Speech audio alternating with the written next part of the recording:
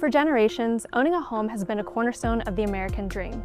But rising home prices, borrowing costs, and home expenses have made buying a home increasingly difficult for many Americans. 45% of Americans who did not own a home said homeownership felt completely out of reach, according to a 2026 survey. As a result, more Americans are embracing renting as an attractive, long-term housing option, rather than simply an alternative to homeownership. A growing share of Americans say their reason for renting is because it's more convenient, less financially risky, and cheaper than owning a home. Even millionaire renters with enough money to buy a home outright have been on the rise. I bought my first house when I was 23 years old.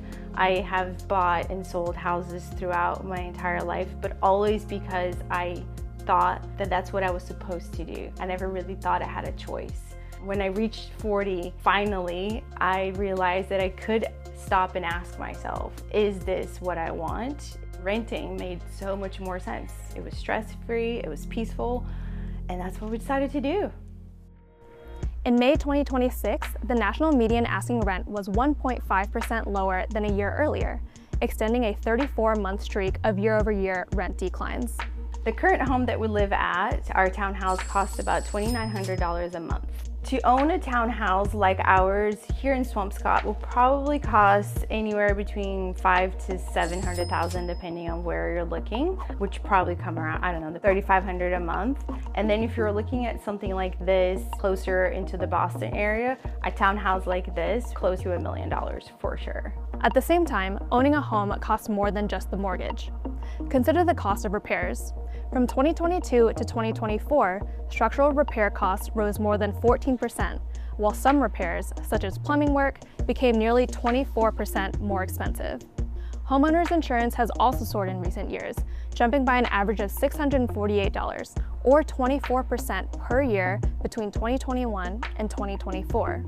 I've owned 4 different homes before, and always there's that intense stress and pressure of what could happen and can we handle what is going to happen. Renting, way more predictable. If anything breaks, I just call someone and it's not my responsibility, it's theirs. It makes managing our finances way more manageable. As costs of buying and owning a home continue to rise, some experts say the financial advantages that once made homeownership an obvious path to wealth are behind us. Meanwhile, renting can provide flexibility that homeownership often lacks. In a recent survey, 38% of renters cited the freedom to move or change plans as a key benefit of renting. That flexibility resonates even more with younger generations, with 47% of Gen Z saying flexible lease options make renting worthwhile long-term. Years and years from now, once my daughter finishes high school and we're ready for the next phase in our life, maybe owning will make sense. But I kind of like the idea of being bi-coastal and renting a place in the East Coast and renting a place in the West Coast and just bouncing around whenever we feel like it. So I don't know, we'll see.